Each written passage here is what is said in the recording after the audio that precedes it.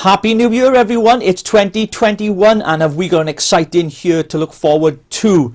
Of course, we have now finally, after years and years of kicking the can down the road, delays, transitional periods being extended and so much more, it is now law that we have left, that's right, the European Union. We are no longer subjugated to them, to their regulatory alignment, to the European Court of Justice, and of course we're out of the single market and the customs union. That is what we voted for in 2016, and I want to put on record my thanks to all of you who fought, even before I even got into politics, who fought to get us out of this failing European project that is undemocratic, and now we have taken back complete sovereignty and independence as a nation again. Long live Great Britain. So congratulations to every one of you that fought for it, campaigned for it, from those who were part of UKIP many years before, and of course to the Brexit Party who fought, putting candidates in constituencies that got rid of Theresa May, that awful withdrawal agreement she had planned, and helped to give Boris a majority,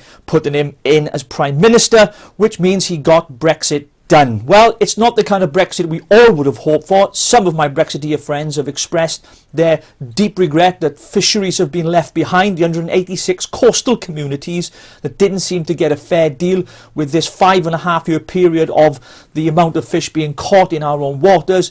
They feel there's been a sellout. But the reality is Brexit has been achieved and Boris Johnson has done it. Special thanks to Mr. Brexit himself, the father of Brexit, Mr. Nigel Farage. Without him, none of this would have been possible.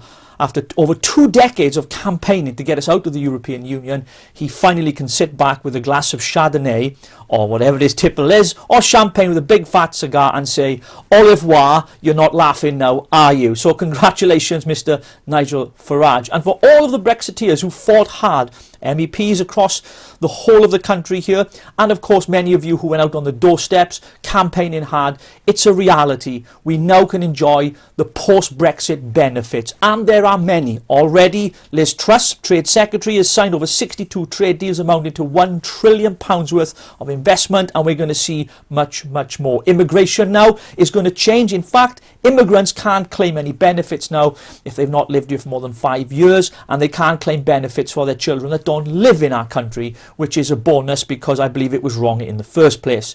So these are exciting times, so much to look forward to. But today I want to talk to you briefly about the next battle, because for me the Brexit battle is over. Yes, there'll be negotiations in the House of Commons. There'll be plenty of time for our elected MPs to discuss some of the issues within the deal as we know it. Of course we know that. That's why they're elected by us to do that job. But for us, and particularly for me, the battle now is for the union. Never has our union been threatened like it is today. We've seen Scotland and the SNP pushing for further independence, although they've had an independence referendum and it was once in a lifetime according to them, and Scotland voted to stay in the UK. But that battle continues, the same here in Wales. We're seeing it with the nationalists pushing for an agenda to be ideologically free from the United Kingdom, to annex itself to Europe and join the European Union again. That's right, through Adam Price and Plaid Cymru and many other of these fractionist groups. They're just trying to join the EU and want to get back in with the EU boys. And so the battle ahead of us is not Brexit anymore. The Brexit battle, that conversation is finished. We need to move on in our political discourse and our discussions over the political landscape, particularly here in Wales and across the UK, and now focus on what keeps us together stronger, because we're stronger together than we are apart. So in the next few weeks and months on Rich Politics, I'm going to be sharing and broadcasting with a number of different guests, new guests as well as old ones, coming back on the show to discuss these real political issues that we're facing in our country, and we will face for sure. So the battle for our union continues. It rages on. We must fight against the ideologies and the separatists and the nationalists who believe that their best interest is served separate from the United Kingdom, separate from the mother of all parliaments, of course in Westminster, believing that they can forge their own future. It is financial suicide. It is fiscal craziness to think that they'd even manage 6 months separate from the United Kingdom. No answers on borders, deficit, currency, and much more. So the fight is on, ladies and gentlemen, and we need to fight to keep the union together, because together we are stronger.